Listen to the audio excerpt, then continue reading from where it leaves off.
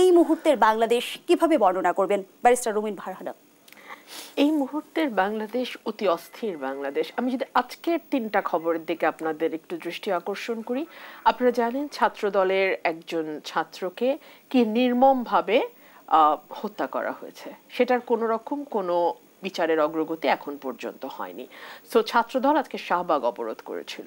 আমরা দেখেছি army officer যারা কয়েকজন বরখাস্ত হয়েছিল বিগত সরকারের সময়, তারা সকলেই মিলে প্রেস ক্লাবে জড়ো হয়েছে এবং একজন আর্মি অফিসার ঠিক না, সৈনিক, তিনি ঘুরে ঘুরে ঘুরে ঘুরে সারা বাংলাদেশের যত ক্যান্টনমেন্ট আছে সেখানে যারা যেই কারণে বরখাস্ত হোক, কারো যদি পারিবারিক কারণে বরখাস্ত হয়, কারো আপনি জানেন যে আর্মিতে ফ্যামিলি যদি ঠিক না থাকে তাহলে অ্যাকশন নেওয়া হয়, ইত্যাদি ইত্যাদি, যে যেই কারণেই হোক না কেন তার বরখাস্ত, আবার সেগুলো তাদেরকে যাতে চাকরিতে রিইনস্টেট করা হয় সেই দাবি নিয়ে, অর্থাৎ মামাবাড়ির আবদার নিয়ে তারা জড়ো হয়েছে প্রেস ক্লাবের সামনে। এবং এমন অবস্থা হয়েছে যে একজন মেজর জেনারেলকে আমি 6টা-7টার খবর দেখা পর্যন্ত তিনি কিন্তু প্রেস ক্লাবের মধ্যে অবরুদ্ধ ছিলেন। অন্যদিকে টেকনিক্যাল যারা কারিগরি শিক্ষা প্রতিষ্ঠানের শিক্ষার্থী তারা জড়ো হয়েছে কাকরাইল এবং হাইকোর্টের ওই জায়গাটায়। সো আপনি বুঝতেই পারেন যে বাংলাদেশের ঢাকা শহরের একেবারে প্রাণকেন্দ্র শাহবাগ, কাকরাইল কিংবা প্রেস ক্লাব, নগর ভবন অবরুদ্ধ, last but not the least.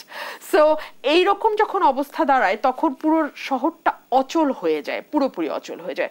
So আমার কাছে মনে হচ্ছে যে আজকের ঢাকা শহর, কেবলমাত্র আজকের খবরটাই যদি আপনি লক্ষ্য করেন, আপনার কাছে পুরো দেশের চিত্রটা বুঝতে আর খুব বেশি বেগ পেতে হবে না।